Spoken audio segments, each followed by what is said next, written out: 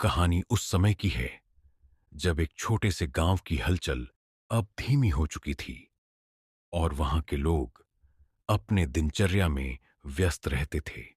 गांव के किनारे स्थित पश्चिमी पहाड़ियों में एक घना जंगल था जिसे स्थानीय लोग वेस्टर्न हिल्स के नाम से जानते थे। इस जंगल के बारे में कई तरह की कहानियां फैली हुई थीं। लोग कहते थे कि इस जंगल में अजीब और रहस्यमयी घटनाएं होती हैं। लेकिन इन अफवाहों के बावजूद एक साहसी युवा लड़का बुबुन अपने दोस्तों के साथ हमेशा जंगल के किनारे तक पहुंचता था। कभी भी जंगल के भीतर नहीं गया था। बुबुन का मानना था कि ये सब बस एक तरह की कहानियां थीं जिन्हें गांव वाले डर से फैलाते थे। बुबुन ने ठान लिया था कि वह इन अफवाहों का खंडन करेगा और खुद इस जंगल का रहस्य जानने जाएगा। दोस्तों चंदन और सिमा को साथ लिया और तीनों ने एक योजना बनाई कि वे उस जंगल में एक रात बिताएंगे। रात का समय था जब चांद की हल्की रोशनी जंगल के ऊपर फैल रही थी। बुबुन, चंदन और सिमा अपने रास्ते पर चलने लगे। जंगल में घुसते ही हवा में एक अजीब सी ठंडक महसूस हुई। जैसे जैसे वे जंगल के अंदर बढ़ते गए हवा और ठंडी हो गई और कुछ अजीब सा खौफ भी महसूस होने लगा। पेड़ अपने आप झूलने लगे थे और उनमें से एक डरावनी सी खड़खड़ाहट आ रही थी। क्या तुम लोग डर नहीं रहे? सीमा ने डरते हुए पूछा। लेकिन बोबुन ने हंसते हुए कहा, डरो मत, यह बस हवा का असर है। बोबुन और उसके दोस्तों ने जंगल में आगे बढ़ने का निश्चय किया।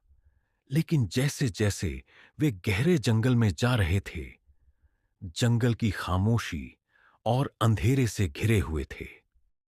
उनका रास्ता और संकरे होते गए थे और अचानक वे एक पुराने खंडहर के पास पहुंच गए। खंडहर की दीवारें घास और काई से ढकी हुई थीं। बुबुन ने कहा, यहां कुछ है, शायद यह उस रहस्य का हिस्सा है। सिमा ने कहा, हमें यहां से लौट जाना चाहिए बुबुन, यह खंडहर ठीक नहीं लगता। लेकिन बुबुन ने उसके डर को नजरअंदाज किया और खंडहर के अंदर दाखिल हो गया। भीतर अंधेरा था और अचानक एक अजीब सी गंध उनके नथुनों में घुसने लगी। जैसे ही बुबुन ने एक कदम और बढ़ाया खंडहर के भीतर से कुछ हल्की सी आवाजें सुनाई दीं। वह डर के बजाय और अधिक उत्सुक हो गया। वह और उसके दोस्त अंदर की ओर बढ़ने लगे। अचानक एक हल्की सी आवाज आई, जैसे कोई उन्हें पुकार रहा हो, आओ आओ। बुबुन और उसके दोस्त चौंके।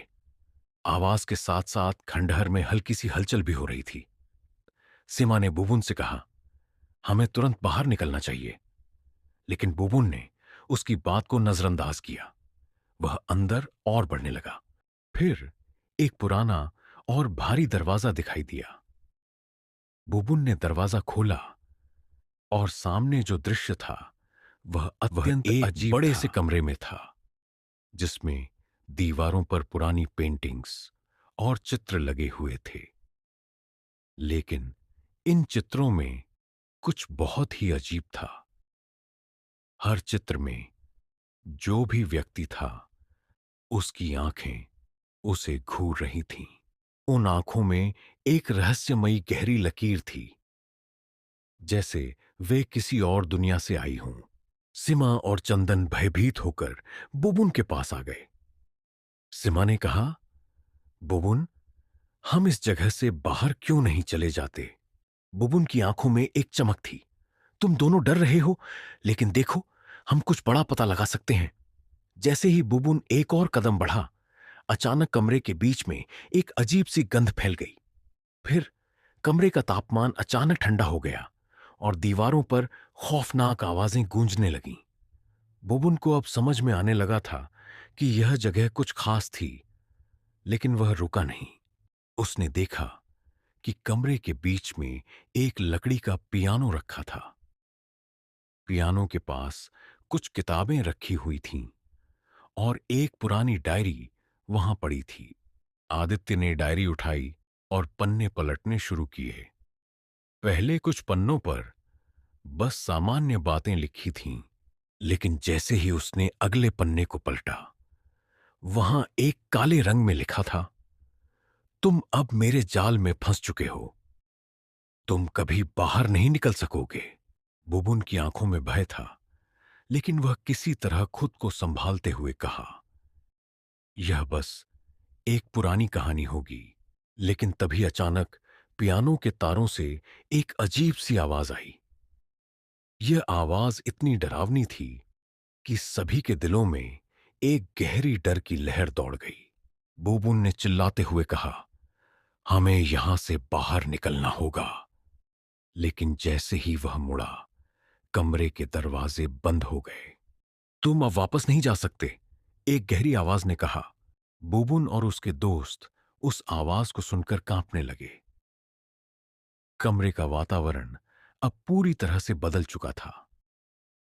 पियानो के तारों से खौफनाक ध्वनियां निकल रही थीं और हवा की खामोशी गहरी हो गई थी। अचानक कमरे में जो पेंटिंग्स थीं, वे सभी हिलने लगीं। उन चित्रों से खून की धारें बहने लगीं। बुबुन ने डरते हुए अपनी आंखें बंद कीं, लेकिन तभी उसने महसूस किया कि कुछ बहुत भारी चीज उसके पास आ रही थी।